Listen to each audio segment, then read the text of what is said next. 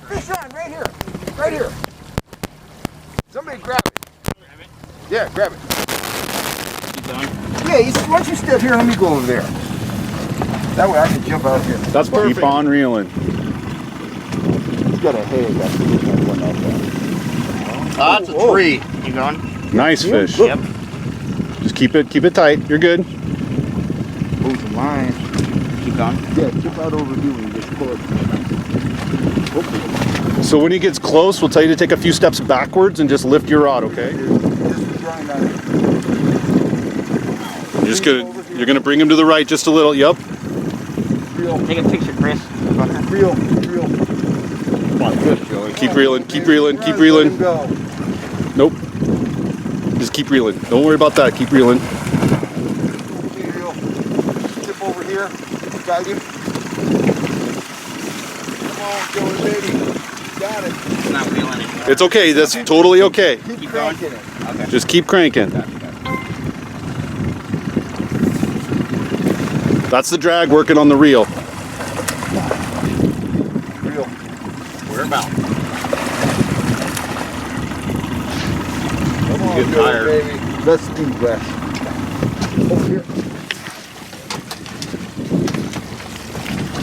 Lift. Reel. Reel it in. Reel it in. Tired, Joey? Reel it in. Now lift just a little. Lift up. Lift up. Lift up. Lift up. There you go. He's in the net. Oh my goodness! Speed spoons. Troll them, cast them, or jig them. If you want to get aggressive with trout, get a set of Kellogg speed spoons and get your fish on. Available at the fishhuntshoot.com website. Howdy guys, Kellogg here. Visualize the scene. You get to your favorite trout lake, everything's perfect. The water temperature on the surface is, say, 56 degrees, right in the prime zone for trout to be up on the surface. Man, you put your lure in the water, you're getting your second rod ready, you're gonna put that in the water, and boom, you got a fish on the first rod. Man, so you're getting ready again, you land that fish, got that fish on a stringer, you let him go, and you put that back out in the water again, and you don't even get the line out halfway, and oh, I got a fish on! And it's wide open, and it's like that for the next 2 hours, and you catch 15 or 20 or 30 trout, and you're happy, and your partner's happy, and everybody's smiling, and you know you're back at the restaurant eating pancakes by 11 o'clock in the morning with a limit of big old trout in your cooler. That's fantastic. That's the kind of days that we all dream of. Wide open fishing, easy fishing. We don't have to do a lot of thinking. The fish are ready to go. We put a lure in the water, we put it in front of the fish's face, and it's fish on, baby. That's not the norm. That happens. I'd say on my trips over the years, that might account for about 15% of my days on the water. The other 15%, we don't even really want to think about those. Those are the days when the fish are in an absolute funk. They don't want to chase, they don't want to eat, they're out of the mode, maybe the water dropped in temperature, maybe a storm passed through and we're post front, maybe the water's muddy now. Whatever the reason, they're off the bite and you're going to have to scrape and dig and claw for every little half-hearted strike that comes your way. That's another 15% of the time. And the rest of the time, the fish, you know, at some point during the day, you may get a spurt of activity. It may be okay. You're going to grind away. You're going to catch 1 or 2 fish an hour. By the end of the day, you're going to have had a satisfying trip. Maybe you caught a couple nice fish. Maybe you've put together a limit. Maybe you've put together just enough fish for a nice fish dinner for you and your wife, or enough to fill a couple racks in the smoker. But you're happy. You know, it wasn't wide open, it wasn't shut down. You were able to produce fish, you know, using the kind of techniques that you like to employ, and all is well with the world. So what I want to talk about today is that 15% of the time, or, you know, maybe the 15% of the time when they're not biting, and a little bit of that when it's slow. It's not really, you know, non-existent, but it's still slow. It's slow. The fish are in a funk and they just don't want to go. And I think a great example of this kind of fishing is what I experienced at Collins Lake last week when I was out, you know, taking some people out trying to get them on fish. we were having, you know, early in the week, we were having declining water temperatures, dropping as much as 3 degrees overnight. And I don't care if you're fishing for tarpon or a largemouth bass or stripers or trout or whatever. Temperature drops, even if the water stays within the fish's comfort zone, temperature drops are never good. And almost always temperature drops are accompanied by other atmospheric occurrences which kind of add to the funk. Drops in barometric pressure and rises in temperature. A storm moves in, storm moves out. Sometimes you'll get a spurt of activity when the storm arrives, but on the backside, when that barometer starts to rise quickly, it could put the fish off. Maybe that storm that came through put a little color in the water. Maybe it rained a little bit. Sometimes color's good, sometimes it's not. Changing conditions are seldom good for a fish's appetite. It puts them off the bite. Now, within hours or a couple days, very often when conditions, you know, stabilize, the fish are very hungry, they're very ready to go, and you can do well. But unfortunately, most of us, we have to fish when we have to fish. Maybe you work a 5-day-a-week job and you've got two days out of 7 to fish, and conditions aren't always going to be prime on those 2 days. Maybe I have clients on Wednesday and a storm passed through on Tuesday, but these folks are excited. They want to get out on the water, they want to catch some fish, they want to fish with me, they want to see it happen, and I've got to make it happen with fish that aren't super responsive. And I have 2 ways to deal with those kind of fish, and usually when I'm fishing a tough bite, I'll use both of them in any given day, but I'm going to break this up into 2 videos. My first method is power trolling, okay? So I figure, you know, there's X amount of fish in a lake that are available on any given day, and on some days there's always going to be a few fish that are more active than the other fish, okay? Typically, those fish are going to be found higher in the water column. So what I do, I know early in the morning, the most active fish are gonna move up. They're gonna move towards the surface.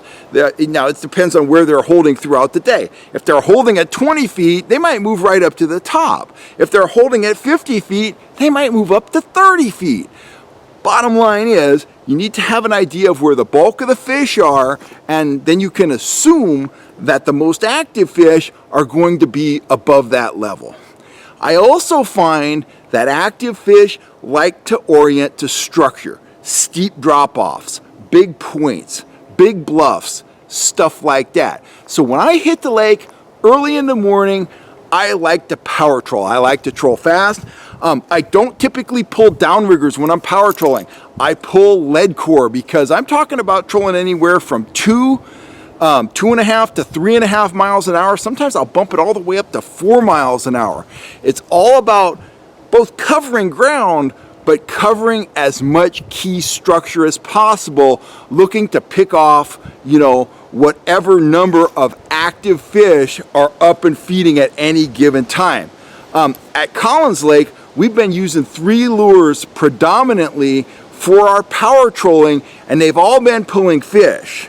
The mag lip, I'm going to say that is catching about 25 to 30% of our fish. It's a hard wiggling plug. It's versatile across a lot of speed ranges. We've been pulling these about 2.7 miles an hour, and we've been banging good numbers of fish on these. When the maglet bite is going, we've also been pulling some fish on speed shad. Collins is a shad lake, so it makes sense that power trolling, a shad pattern lure like the high vibrating speed shad is going to work, and it has been working on fish up to 4 pounds. I'm going to say these are accounting for maybe, you know, 10 to 15% of our fish. Typically we have one in the spread, and it seems like we're catching quite a few of the bigger fish on these on any given day. Number 1 lure has been my speed spoons. Let me set this lead core rod down. My speed spoons have been absolutely fantastic. That fish you saw in the beginning of this video weighed 8 pounds and he absolutely crushed a clown pattern, which is on the boat. I don't have it with me. He absolutely crushed a clown pattern speed spoon, but that was later in the day. We'll talk about that situation in a second. Check out these fish as I talk. We started out the day the other morning. We knew it was going to be a tough day. We went up, we worked a big rocky face at the mouth of the Narrows. We were power trolling with 3 speed spoons in different colors. We nailed a 22-inch fish, a 24-inch fish, and we also lost another big strike up there. And then the bite was over. Those were the active fish, or those were the active fish we caught before things changed. We worked that bite for about an hour, got 3 strikes from 3 very nice fish, and it was over. And it was time to move on. The bite was still tough. We needed to change things up. So when I'm pulling these spoons is in a couple different situations. First thing in the morning, absolutely. Pound the key structure. You know it's going to be a tough day. Get after the most active fish and try to put some of them in the box. Now, as the sun gets on the water, things are going to change. Those active fish are going to drop down in the water column, and you're going to have to slow down. We'll talk about that in the next video, what my strategies are for when I slow down. But if the bite slows down, but then you get breeze, you look at the lake and you say, oh, the breeze is kicking up. I'm starting to get that surface current. I'm starting to get maybe a few white caps, some ripple on the water, you know. That is the time to put the slow stuff away, get the aggressive stuff back out. In my case, it's almost always going to be my speed spoons.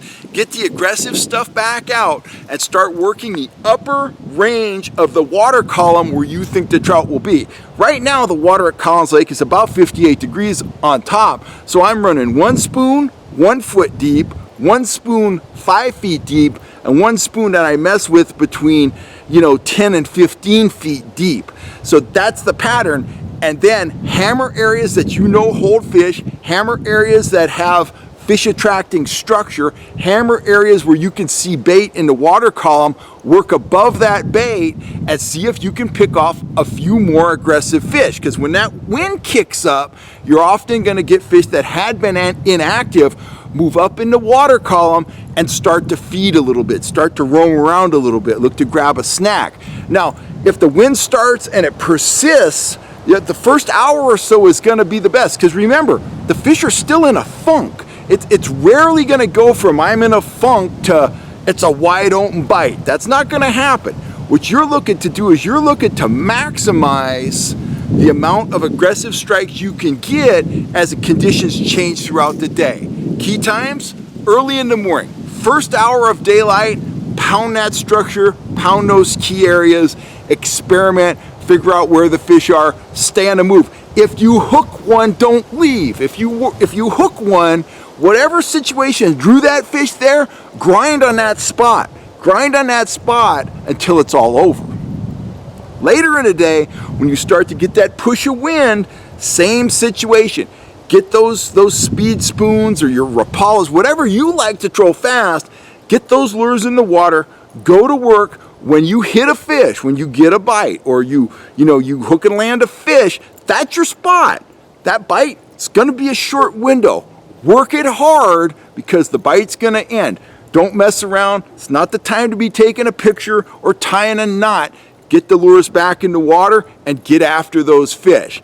That's your number one strategy. When trout are in a funk, power troll for them, and lead core, baby. It cuts a lot of the fiddling around with the downrigger out of the equation. Land the fish, get it off the hook, get the line back in the water, get the correct number of colors of lead core out there, and get back to trolling. So, look for part 2 of this video.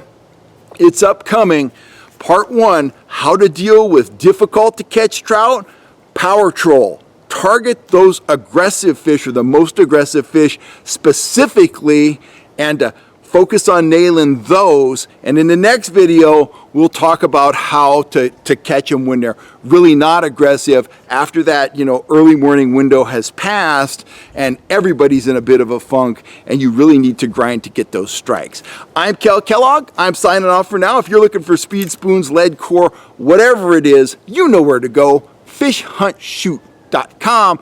I'll catch you next time right here on YouTube, and we'll be talking more about how to hook difficult to catch trout on the troll. I'm Cal Kellogg, guys. Thanks for all the support.